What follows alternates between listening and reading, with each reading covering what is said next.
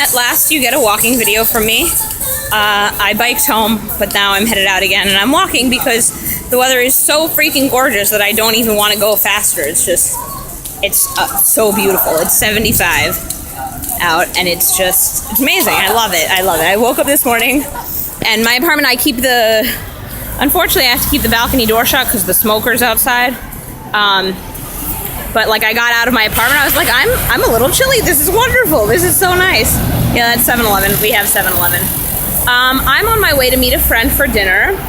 Her name is Tam. Her Hebrew name is Tamar also.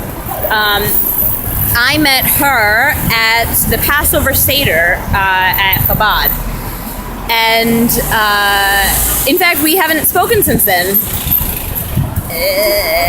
Maybe we exchanged a Facebook message once? Like, we haven't really spoken. And she messaged me maybe Monday and said, hey, like, I'm leaving Korea and I'm gonna be in Seoul for a couple days.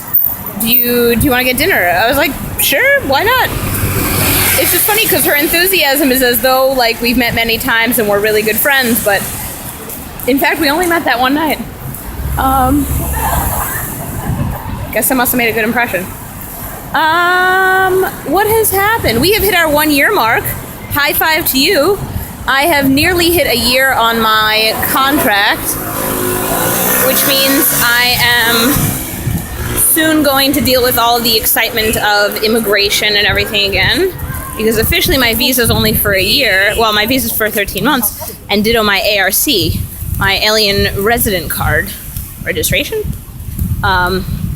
So I'm going to need to go to immigration and get all that extended. But yeah, what did we do? Yesterday we had water play day with the kids. So we had the school photographer came. We went on the roof. We had 2 baby pools, a shit ton of water guns, and bathing suits. And so the photographer came, the 2 Korean teachers, and obviously the photographer with all of his equipment were not prepared for water. And we told the kids, don't get them wet. But Dennis, the other 7-year-old teacher, Dennis and I, we did only the 7-year-old classes, only us 2 classes. So Dennis and I both basically said, you're welcome to get us wet. We are prepared for that situation.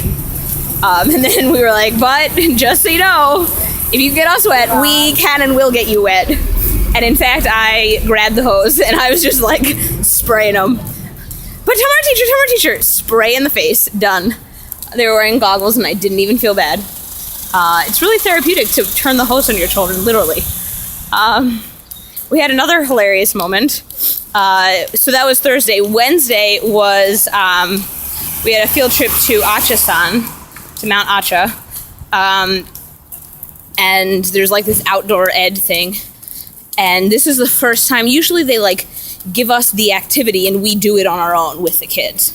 But this time there were actual guides, these, 50 or 60-year-old women who I was impressed. They were holding live cicadas and like holding them out to the kids. All of them. I was very impressed. And one of mine, Kay, does not stop talking. So first of all, as they're doing it, all the 7-years were together, the 7-year-olds, who really, by the way, are 5 and 6, because this is Korea, so we call them 7. So they were all together, and the dolphins were not, and the whole lesson happened in Korean. So often, my kids have a year more English than the dolphins do. So often in those situations, the dolphins are more quiet and my kids are more talkative. But in this case, theoretically, the dolphins should have been talking too. But she's asking questions, and the Korean teachers translated for me that my kids, the lions, are giving really good answers, like well-structured, well-reasoned, really intelligent answers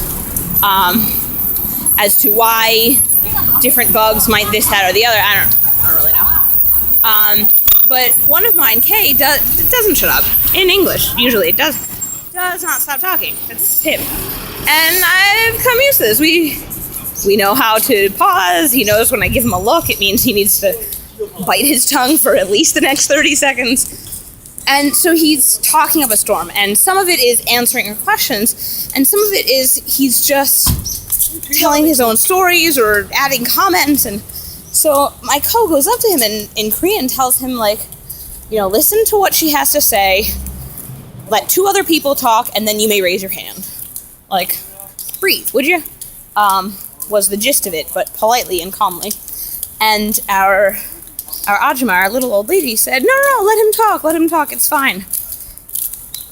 And later he keeps talking. And later on she says something, and the 2 Korean teachers burst into laughter. I went over, I said, what? They said she just told him to shut up.